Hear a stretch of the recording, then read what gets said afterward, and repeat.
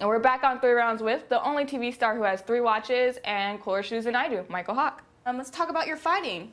You've got a black belt, right? Yes, I have a 3rd-degree black belt in Aikido and a 1st-degree black belt in Judo. When I join Special Forces, they always encourage people to study martial arts. Now, because every man is different, they let you choose your own art, so each guy finds what's good for him. However, every 2 or 3 years there's a new general, and one gets, you know, a feather up his butt and decides, okay, we're going to study Wing Chun Kung Fu. So everybody's got to do mandatory, you know, 3 hours a week of Wing Chun Kung Fu, and you're like, okay, so you go through that phase, and the current thing is they do combatives.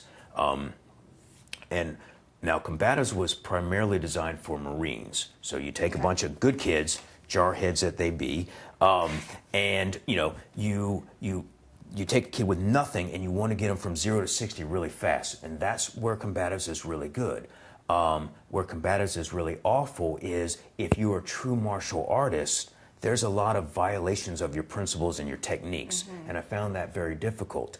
But what I came back that helped me to just be okay with the combatives is what they do teach that the other martial arts don't is finishing, because it's true combat. How do I snap this neck, snap this back, and drive on and continue my mission? And so 16 years later, you know, 9/11 happens, I'm back going through this pretty brutal training as an older guy, and they're making me do this combatives training.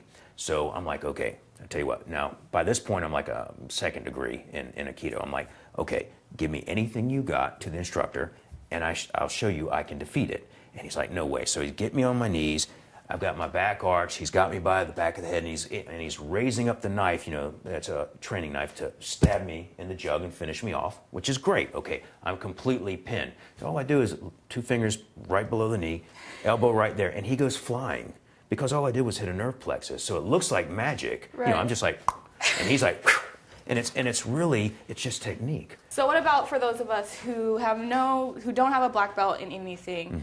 Can you give us any tips as far as survival goes on that? Oh, yeah. You know, it's people underestimate the power of words, okay? For example, big old guy is getting ready to come beat you up for whatever reason. He just doesn't like the way you look. So the first thing you say to him is, do you mind if I go to the bathroom? And in that moment, while he's thinking, what did she just say? You just give him a little sucker punch right in the little neck, and then you run away. That's all you need to do, you know. So it's, you know, basically for those people who do not study a martial art, first and foremost, go out and study a dang martial art. There's no reason not to, all right? Spend a little bit of time. But secondly, if you decide not to do that, the next option, use your words and your wit. Try to talk your way out of it, look for an escape route, look for help, and if that doesn't work, pick up a little old scrap, whack them on the head and run. Yeah. You know. What is the biggest mistake that people make when they're put in dangerous situations? I would say panic, and that's fairly applicable in any of these disaster survival situations. Whatever you think it's going to be, it's not. It's going to be something else. But at least if you've had a little bit of preparation, even if it's just mentally, you know, if this plane went down, what would I do?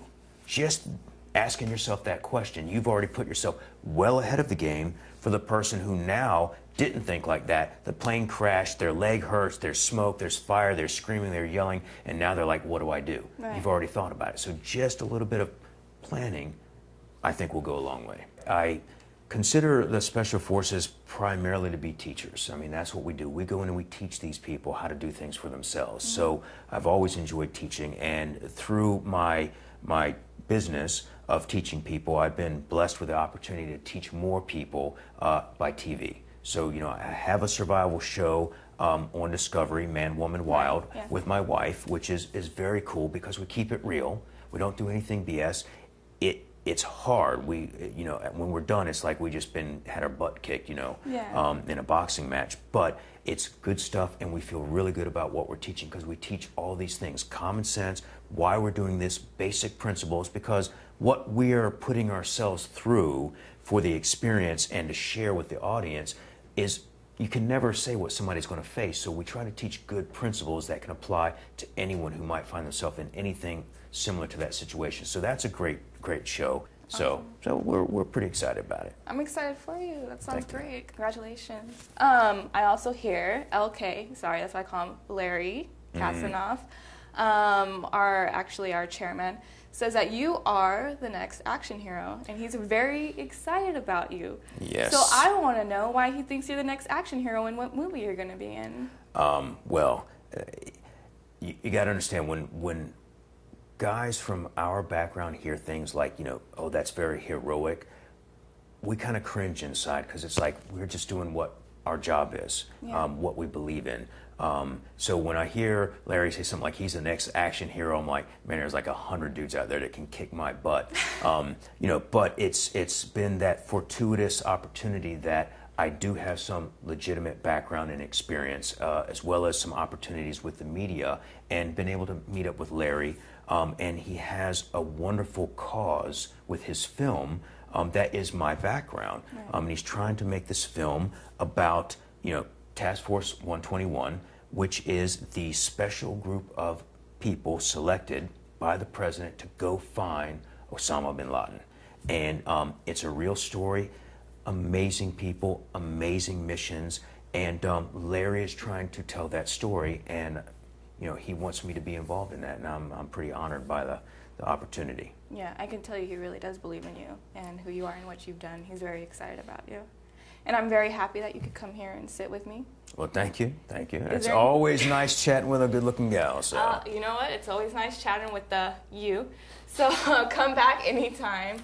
Well, everyone, that's going to wrap it up for us. We want to give a big thank you to Mykel Hawke. We are so happy to have had the chance to have you here. And you've been watching 3 Rounds With on Blackbelt TV.